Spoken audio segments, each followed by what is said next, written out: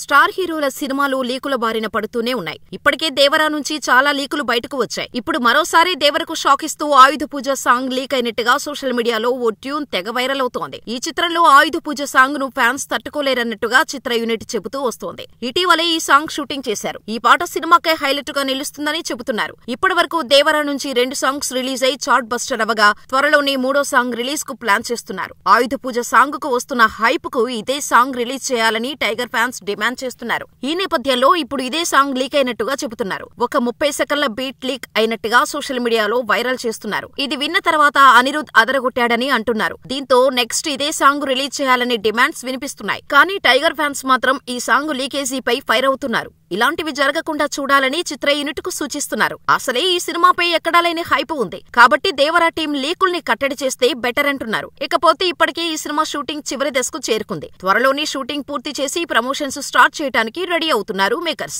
September 27న దేవర part 1 release కానుంది. ఏదేమైనా దేవరపై అంచనాలు మాత్రం పీక్స్ లో ఉన్నాయి.